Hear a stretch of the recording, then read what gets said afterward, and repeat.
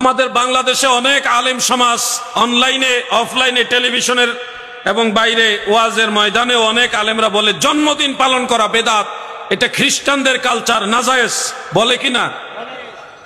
কিন্তু আজকে আমি পরিষ্কার বলে যাচ্ছি, খ্রিস্টানরা যেই কালচারে জন্মদিন পালন করে ওইভাবে পালন করা যাবে না, কিন্তু মুসলমান নেক আমল কিংবা মানুষকে খাবার পরিবেশনের মাধ্যমে, ইতামত আমের মাধ্যমে যদি জন্মদিন পালন করে, দুয়ার মাধ্যমে যদি জন্মদিন পালন করে, এটা বিদআত নয়, নাজায়েজ নয়, এটা সুন্নতে সাহাবা। আসসালামু আলাইকুম ওয়া রাহমাতুল্লাহি ওয়া বারাকাতুহু। সম্মানিত দর্শক মণ্ডলী, ইসলামে জন্মদিন পালন করা জায়েজ আছে কিনা এই বিষয়ে আজকে আমরা আলোচনা করব। অতএব সম্পূর্ণ ভিডিওটি সবাইকে দেখার অনুরোধ রইল। তো চলুন শুরু করি আজকের ভিডিও।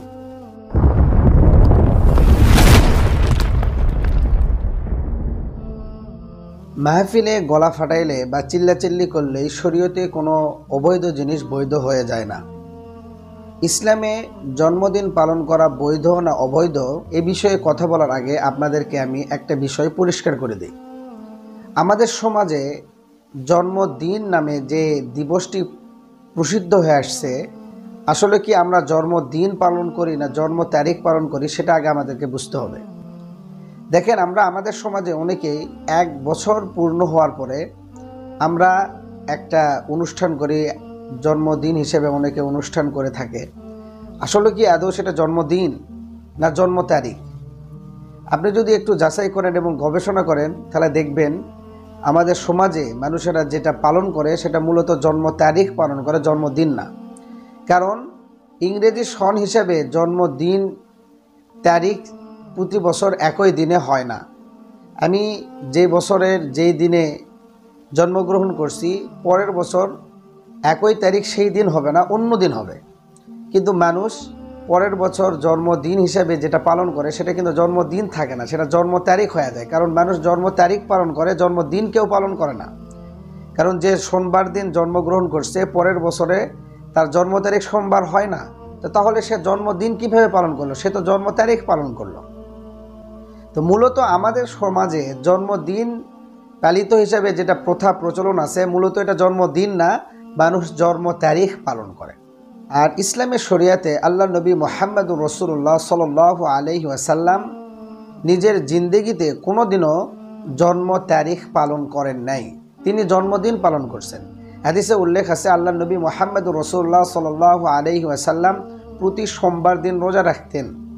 আর এর কারণ জিজ্ঞাসা করা হলে আল্লাহ নবী বলেন যে সোমবার দিন আমি জন্মগ্রহণ করছি, তাই আমি সোমবার দিন রোজা রাখি। তা আল্লাহ নবী কিন্তু প্রতি সপ্তাহে সোমবার দিন রোজা রাখতেন, তিনি জন্মদিন পালন করছেন, তিনি জন্ম তারিখ পালন করেন নাই।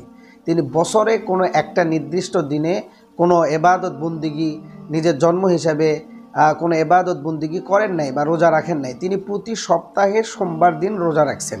তাহলে আল্লাহ নবীর হাদিস দ্বারা এবং জীবনী দ্বারা আমরা বুঝতে পারলাম যে তিনি জন্ম তারিখ পালন করেন না, জন্মদিন পালন করছে। কিন্তু আমাদের সমাজে জন্মদিন হিসেবে যেভাবে পালন করা হয়, মূলত এটা জন্মদিন না, এটা জন্ম তারিখ বছরে একবার পালন করে, যা ইসলামী শরীয়তে কোনো বৈধতা নেই। এটা সম্পূর্ণ কাফের ইহুদি খ্রিস্টানদের একটা কালচার।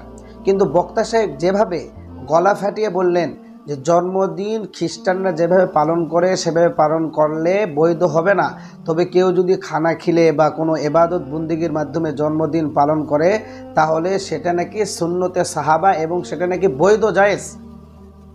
কিন্তু আফসোসের বিষয় হলো এটা সম্পূর্ণ একটি ভিত্তিহীন এবং ভণ্ডামি কথা। কারণ কোনো সাহাবা একরাম নিজের জন্মদিন বৎসরব্যাপী পালন করেন নাই, আল্লাহ নবী তো করেনই নাই, কোনো সাহাবা একরামও বছরে একবার নিজের জন্মদিন পালন করছেন। এই ব্যাপারে কোনো সঠিক বর্ণনা এবং কোনো সঠিক গ্রন্থে কোনো উল্লেখ নেই যে সাহাবা একরাম বছরে একবার নিজের জন্মদিন পালন করছে। মূলত জন্ম তারিখ নিয়ে তাদের কোনো মাথা ব্যথাই ছিল না, কোনো গবেষণাই তাদের ছিল না। আল্লাহ নবী জন্মদিন পালন করছে প্রতি সোমবার। অতএব কোনো ব্যক্তি যদি নিজের জন্মদিন হিসেবে পালন করতে চায় তাহলে তাকে প্রতি সপ্তাহেই সেই দিনে এবাদত বন্দিগির মাধ্যমে কাটাইতে হবে। বছরে একবার এবাদত বন্দিগির মাধ্যমে কাটানো, জন্মদিন উদযাপন করা, এটা মূলত খ্রিস্টানদের একটা কালচার।